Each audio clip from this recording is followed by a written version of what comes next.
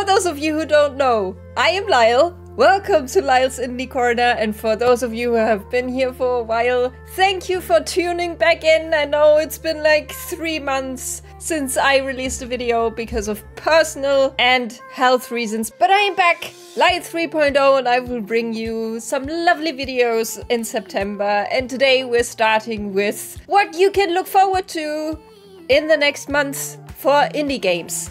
I have decided to do away with the top 3. I will just talk about all the upcoming ones that I am looking forward to. However many or little that will be, I just want to talk about indie games and give you guys a whole spectrum of stuff that you can choose from. And today we will start with Chants of Sennaar, which is coming out on September 5th. This is an adventure game set in a world that's inspired by the Tower of Babel. So you're in this tower, you have many different peoples who have all different languages and have forgotten how to talk to each other. So they cannot communicate. Some of them are enemies, some of them would like to talk but can't.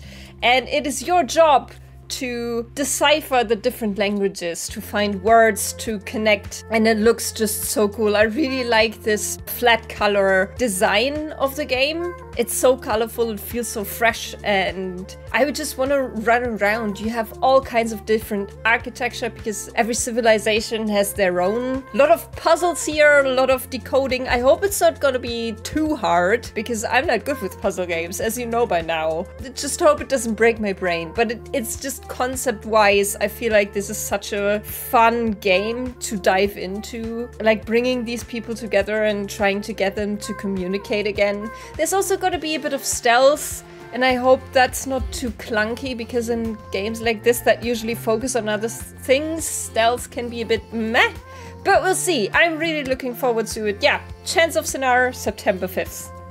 And for something a little bit different, we have Hauma, I don't know, a detective noir story. This is a detective adventure game that is told in this comic style visual novel, and I think it looks super cool. And you have to get clues to find out, I think, what happened to you, because it feels like you came too close to maybe like organized crime or something. I played a little bit of the demo, and that started with a weird dream, and I can't wait to see what that is all about. So you have this mind palace where you have all your items and the clues you have gathered, and you need to connect them. And I hope it's fun to do. I hope it stays fun to do and that it doesn't get too convoluted. It seems to use animation very pointedly, which I find very interesting in these visual novels. This one is also set in Germany, so extra bonus. It's set in Munich, which is quite far away from me, but still, it unfortunately doesn't have German voice acting. I would have loved to play this set in Germany with German voice actors, but it only has English. Could really be like my type of detective story if done right. And as always with these games, you really want them to stick the landing, and I hope they do. Hauma, a detective noir story, coming on September 11th.